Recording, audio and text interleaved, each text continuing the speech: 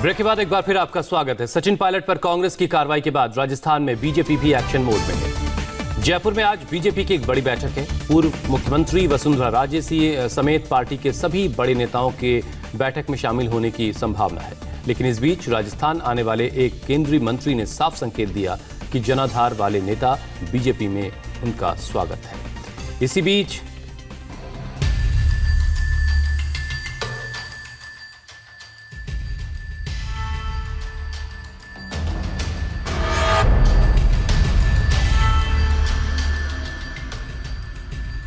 कोई भी जनाधार वाला व्यक्ति यदि भारतीय जनता पार्टी या किसी भी पॉलिटिकल पार्टी में आता है तो सभी लोग उसका स्वागत करते हैं। जो बीजेपी अब तक राजस्थान के सियासी रण में बाहर बैठी दिख रही थी, वेट एंड वॉच की भूमिका में दिखाई दे रही थी, वो अब पायलट पर एक्शन के बाद खुलकर सामने आ गई है। पूरे एक्शन मोड में है।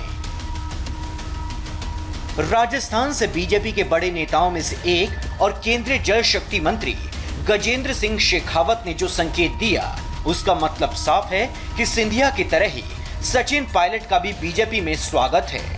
अगर बीजेपी आना चाहते हैं, बीजेपी स्वागत करेगी, दरवाजा खुला है। मुझे लगता है कि वैसे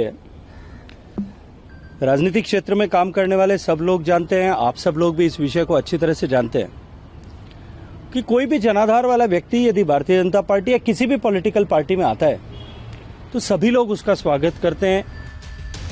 शेखावत ने कहा कि राजस्थान में पिछले लंबे समय से जो सियासी फिल्म चल रही थी, उसके निर्माता, निर्देशक, नायक, लेखक सब एक ही शख्स थे और वो हैं अशोक गहलोत। उन्होंने कहा कि अशोक गहलोत पिछले 6 महीने से ऑपरेशन पायलट पर काम कर रहे थे और अब वो इसमें कामयाब हो गए हैं।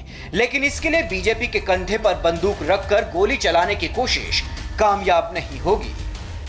मैंने पहले भी दोनों बार और आज से 2 दिन पहले जोधपुर से भी ये बात कही थी पत्रकार मित्रों के माध्यम से,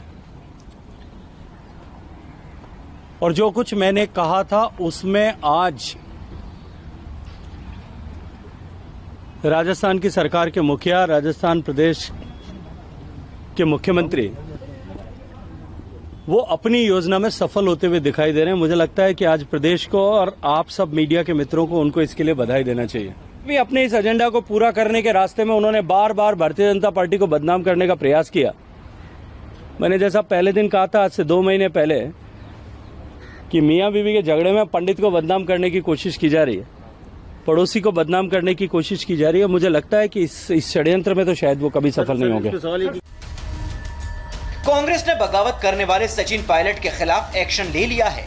उन्हें डिप्टी सीएम और पीसीसी चीफ के पद से हटा दिया गया है। अब सवाल यह है कि बीजेपी क्या करेगी? क्या बीजेपी सचिन पायलट के भरोसे है या फिर सचिन पायलट बीजेपी के भरोसे हैं? सीएम गहलोत की माने तो उन्होंने इसकी भी प्लानिंग कर रखी है।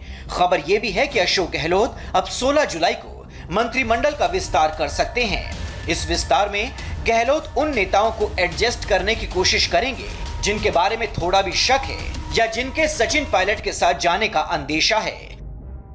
हालांकि बीजेपी ने एक बार फिर से आरोप लगाया है कि गहलोत सरकार माइनॉरिटी में है, उन्हें पहले बहुमत साबित करना चाहिए, फिर कैबिनेट विस्तार।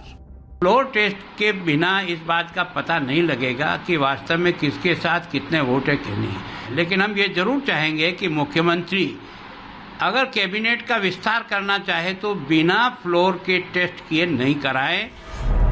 आज दोपहर सचिन पायलट मीडिया से मिलने वाले हैं तो जयपुर में बीजेपी की भी अहम बैठक होने वाली है। इस बैठक में पूर्व सीएम वसुंधरा राजे समेत राजस्थान बीजेपी के कई बड़े नेता शामिल होंगे।